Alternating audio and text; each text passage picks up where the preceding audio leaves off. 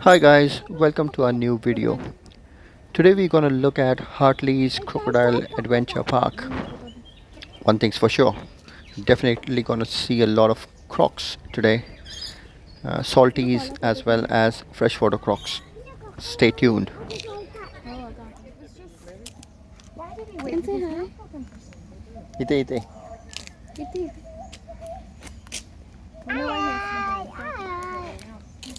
Here we are. Meet our first saltwater croc.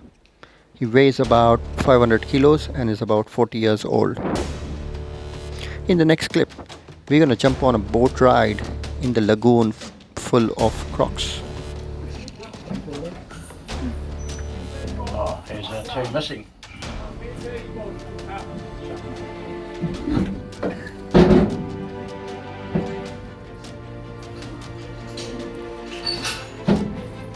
Just figured we had two full crocodiles somewhere.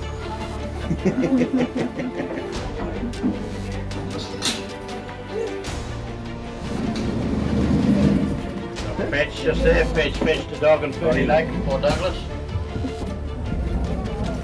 There's another Townsville girl over here. There's a Townsville girl up on the bank over there too.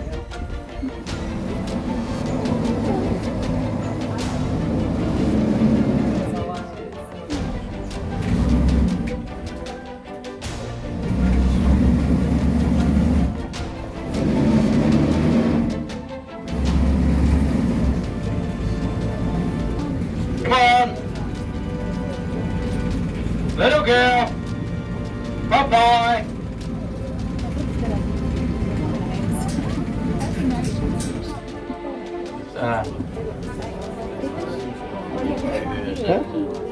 That's Newbie. So Newbie at the time he came in here, he was just the newest person. Come on!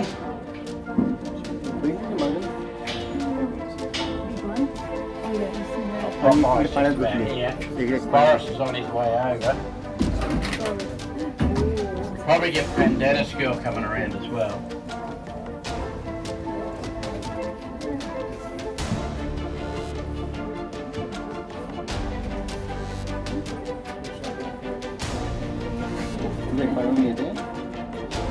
You want first one?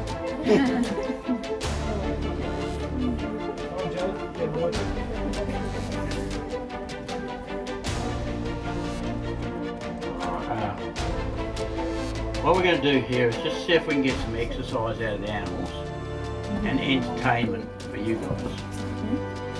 So the entertainment for you guys is the primary part of it.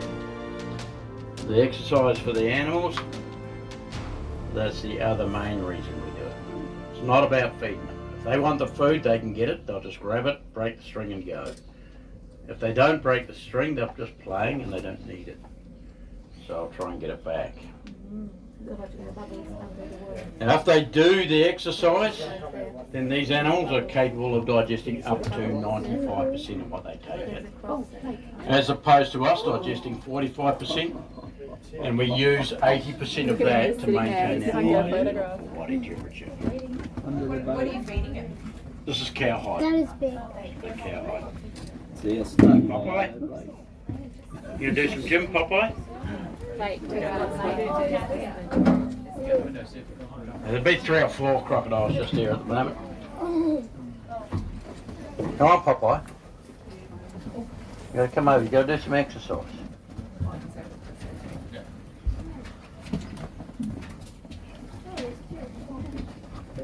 Oh. Come on out there where people can see you, please.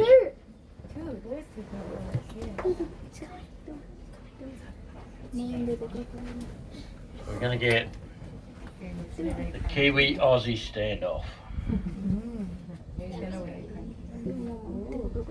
Oh, she can beat me anytime. Come on, I want that back. Can you please give that back? Come on, I want it back. I want it back. I need it.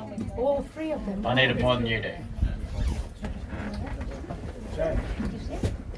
Come on, Bandana's girl. Wow. No half-hearted stuff. Some serious stuff. Popeye, come on. Oh, they can't get cranky. They have a limbic system, but it's limited. It's, they don't have the neocortex in the limbic system. They do have an active cerebral cortex. So they're able to learn and problem solve. Now Boris here, he knows there's another boat ride in 10 minutes, so why would I bother showing you everything I'm capable of? That's why you don't see him getting his head as high as the roof every time. Come on. And you're going to do some work? You've got to do some work if you want a treat. What he does is the minimum amount of exercise he thinks he can get away with and then asks for a treat. These two are both bad for that. Come on, Popeye. Alright, can I have that back? As I said, if she wants it, she will just take it. Like it looks like she's going to. Come on, Popeye, can I have that back? You don't need it, I do. Come on. You can give it back, you don't need it.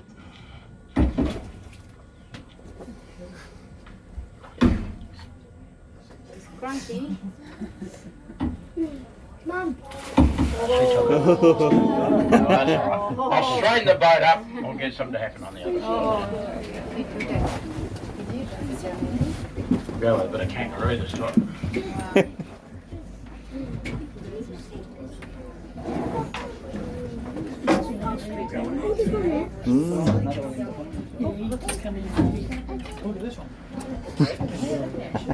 I've got fetch around here.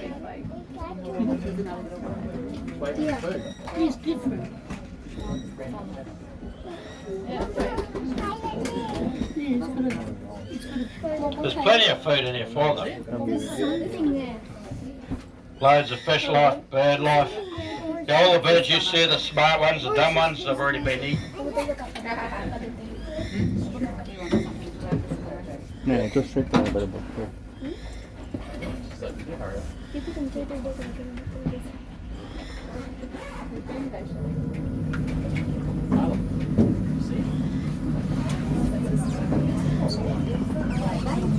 Not fetch.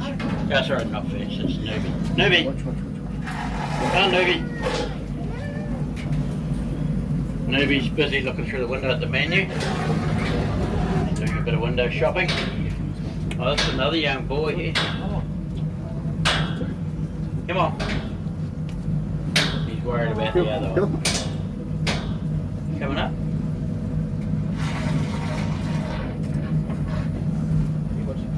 That was very half-hearted. You coming up, Fetch? You said no?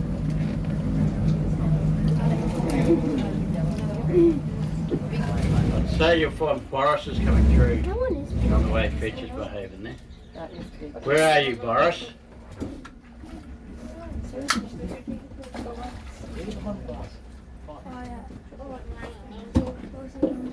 Come, Newbie.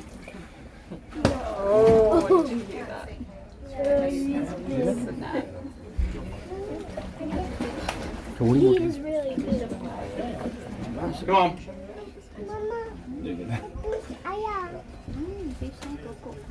Crocodile. They're sure scaring each other out. Whoa. Fetch got a little bit then. That's right, not Fetch, it's Newbie. Oh, no.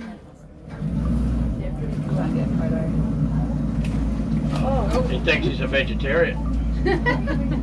Tried them on tofu, but very half-hearted attempts here. It's just the time of year. They get affected by the heat too, and you know, there's been a lot going on with nesting and whatnot. So these young boys are quite nervous at the moment.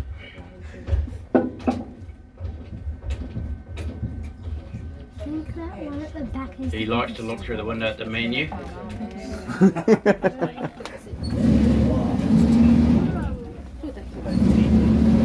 Coming right up. Right up.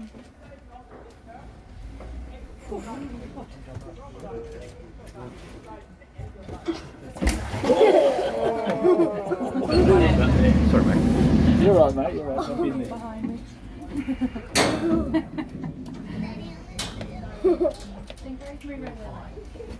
That was cool.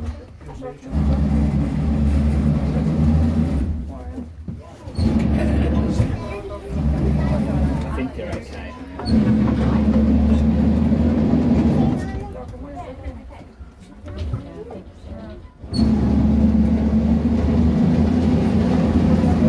Everybody got a good look at crocodile?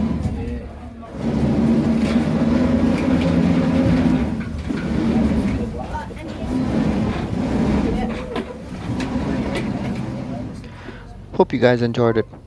Now we're gonna have a look at more crocs. They are out in the wild, some salties and some freshwater crocs. Let's go. Bit of fun fact, almost lost my right hand. Kiyaan ended up throwing my sunnies out past the railing and somehow managed to get it with my both hands intact.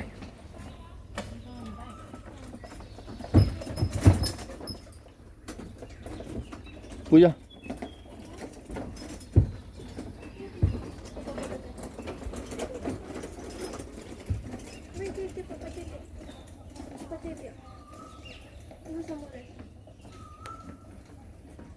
बघते बघ इथे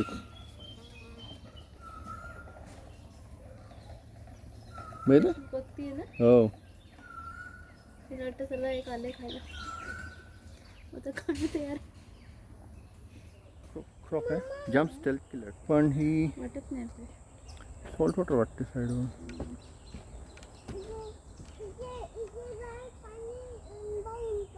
इथे पण TNT राहिली ती इथेच आहे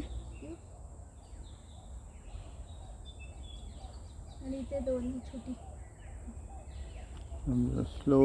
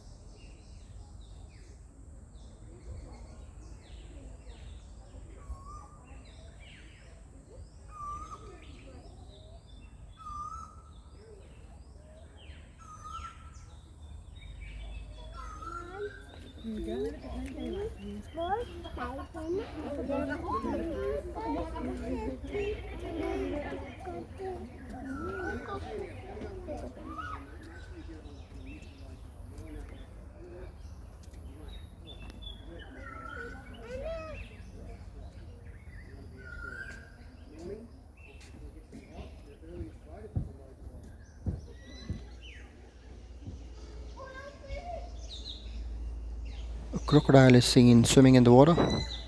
Crocodiles love murky waters so that they can hide underneath and then attack at the very last moment.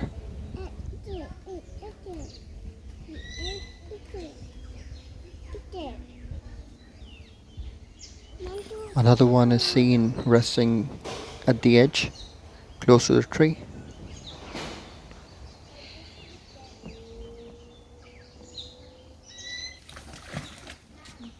पाठून पाठून बघायचं आता ती वरती आहे चावेल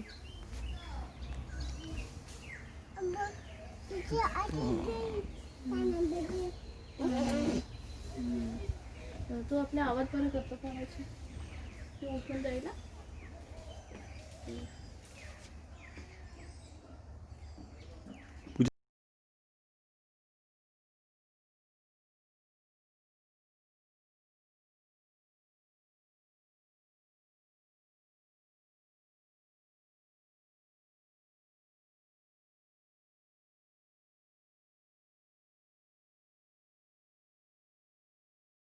At this point, did not realize there were so many crocs. One very close to me. Let's have a look.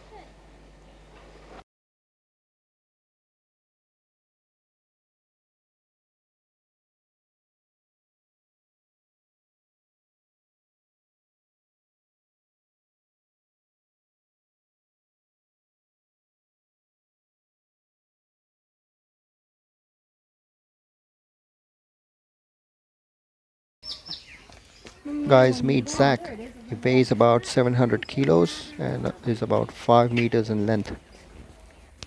पूजा बेटा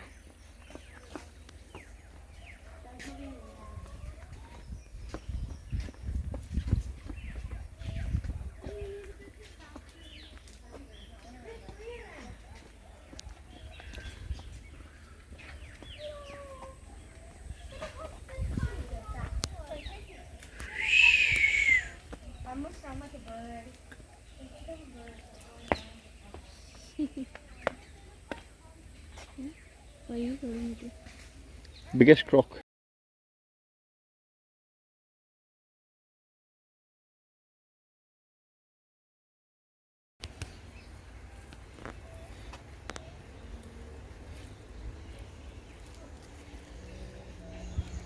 Shema.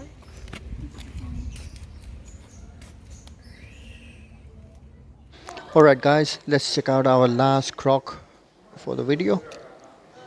After this we're gonna have a look at a snake show. Stay tuned for that. They have got some really nice snakes out there. A lot of the stuff we mainly have is native stuff, and that's mainly what we're talking about down here in our snake show today. And it's mainly about snake awareness and first aid that we actually do. Here at Hartley's, we've actually got the largest python in the world, which is the reticulated python. Our particular individual is not the largest one that's in the world today. However, she is the largest one in Australia. She's 6.1 metres and weighs about 100 kilos, so she's a big girl. And we do have Cozzy the Komodo dragon as well here today. And Cozzy is the largest one in Australia as well at the moment. It's about 60 kilos and about 9 years old. So he's only a little fella still. He will end up reaching absolutely huge lengths, up to 3.5 metres. If you guys ever seen Komodo dragons before, the largest lizards in the world, very impressive. Cozzy down there, it is a bit cooler today. So you guys might actually be lucky to see him out having a bask or having a bath today. Rightio guys, so in Australia, we are pretty lucky. We have an excellent health system compared to other places in the world, let's say like India or America. The reason why our health system is so good in Australia is because if we get bitten by a venomous snake, it's all included in our Medicare system. So it's pretty great. Little vials of antivenin are very, very expensive. In America, if you were to get bitten by a venomous snake, they send you down to the hospital. Once they've treated you, you come out the other side with around 100 grand to 200 grand worth of bills. Yeah, it's pretty expensive. In Australia, that's all included in your health system. So each one of those little vials can be anything up to about 5 to 10 grand per one. And that's only 250 mils. It's very, very hard to come by. It's only made in Australia in a couple of areas. There is other places in the world that do make different venoms. For example, Thailand Red Cross. They kind of look after the whole of Asia with making antivenin. So any cobras or vipers and such things like that, they actually make it over there in Thai Red Cross. So because our health system in Australia is so great, it means that we don't actually have to take any of the snakes that we ever get bitten by to the hospital. We don't ever try to kill snakes in Australia as well. We try to get that message across, but you know, some people are old-fashioned still. So when we go to the hospital in Australia, we go straight in, we have our bandages on. We'll talk about our bandages later on. But usually we go through, they take a swab of the bite site, they put it through a system, and they're able to check pretty quickly what snake has actually bit you. So we're pretty lucky in that sense, because we don't have to do anything other than get to the hospital as quick as possible. Now if you're looking at a place like India, that's got one of the highest snake bite rates in the world. Australia's got about 300 a year and only 1 to 2 fatalities. India though, you're looking at around 1 million snake bites a year and around 50,000 fatalities in India alone. So, and it's kind of attributed to the fact that those guys over there, they're very loose in what they do. They're tea paddocks, they walk around with no shoes on. And if people do get bitten, a lot of the time it's in those agricultural areas, there's no hospital around. So when people do get bitten, they get taken straight down to the witch doctor. Witch doctor goes down, chucks some herbs on the wound and hope for the best. And usually it's not the best thing ever. So a lot of the snake bites that we see over in Asia are quite a necrotic venom. So what necrotic venom does, it breaks down your flesh. So things like Russell vipers and monocle cobras, those guys bite you, you're looking at a lot of flesh degradation in your leg or your arm. There's people wandering around over in Southeast Asia and India that actually are missing limbs just from snake bites alone. In Australia we have around 300 a year. 20 years ago we're looking at around 3,000 snake bites a year. However, that number has significantly dropped over the years, and we kind of reckon it's because of education and also the age group that was actually getting bitten at that time frame was actually an older age group.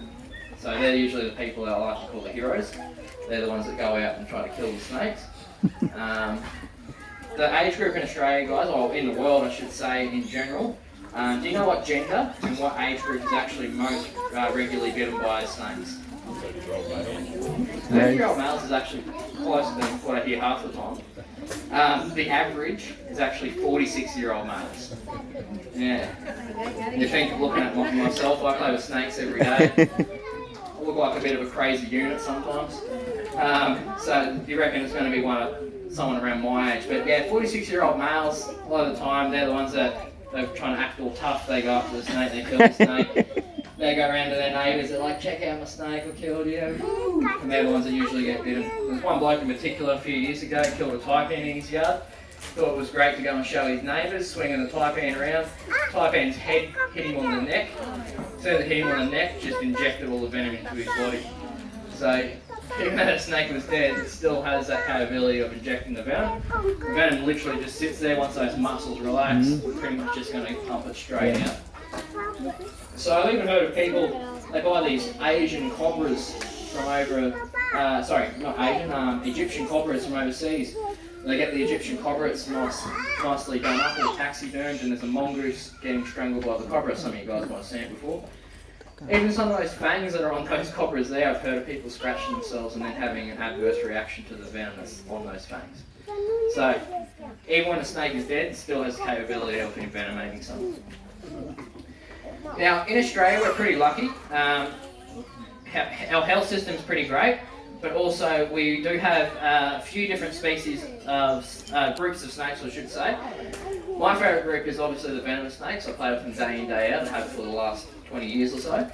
However, we've got three main groups. The main one that we usually see a lot of people put up on Facebook on what the hell is this in my yard, is the Phython family.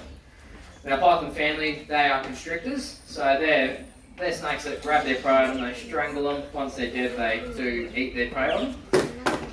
One of the particular species, in Australia we're pretty lucky, we've got a couple of species that are very, very rare.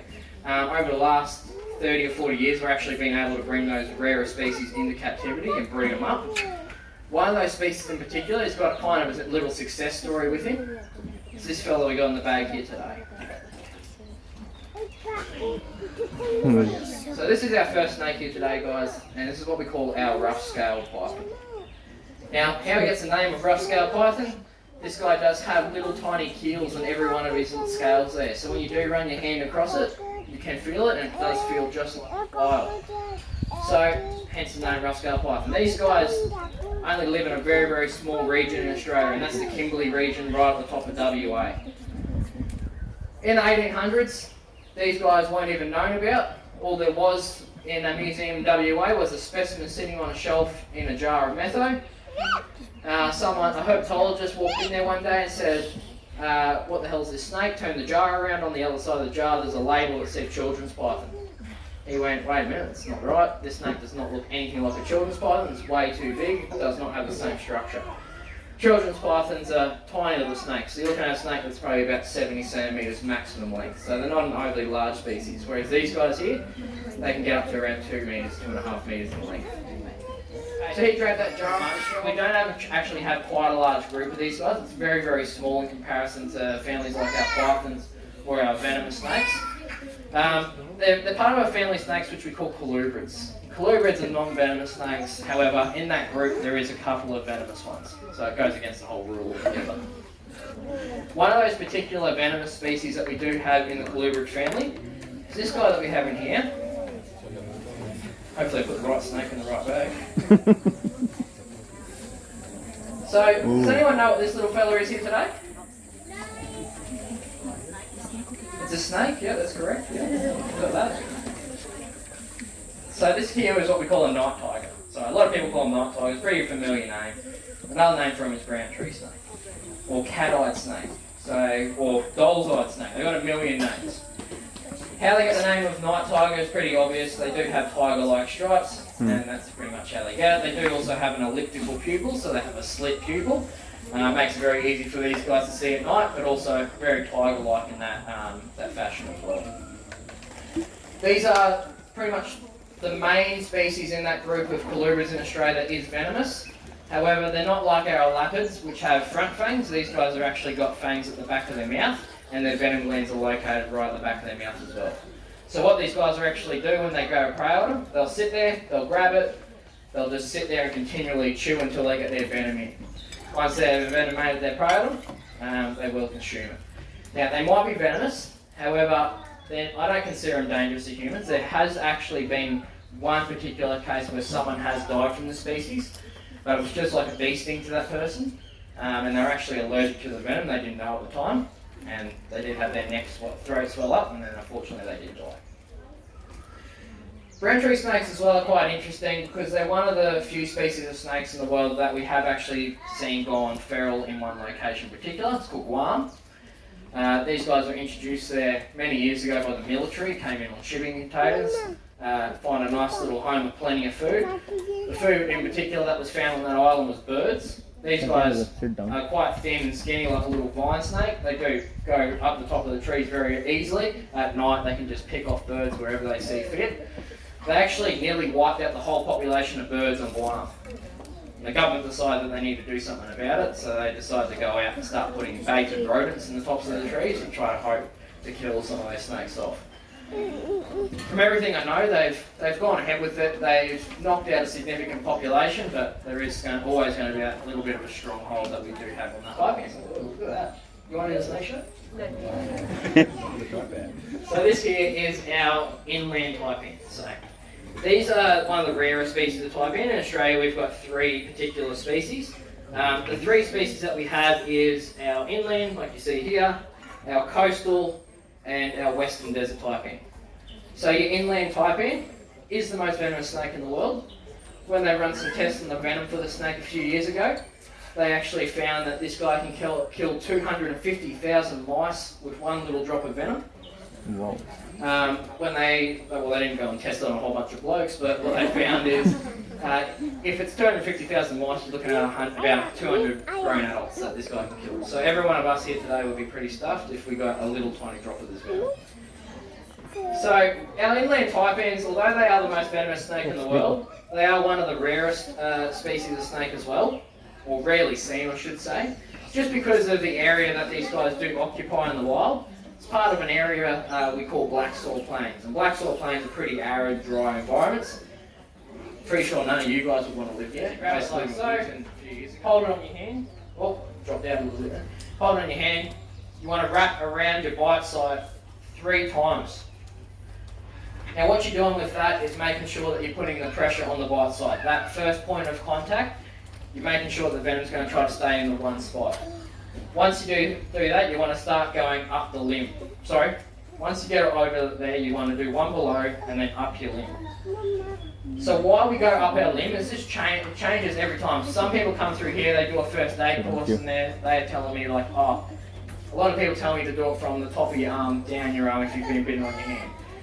You want to try to do it on the bite side. You want to restrict the venom to one part of your arm. If you're starting at the top, yeah, you might be pushing the venom down, but you're kind of trying to restrict it from moving slow.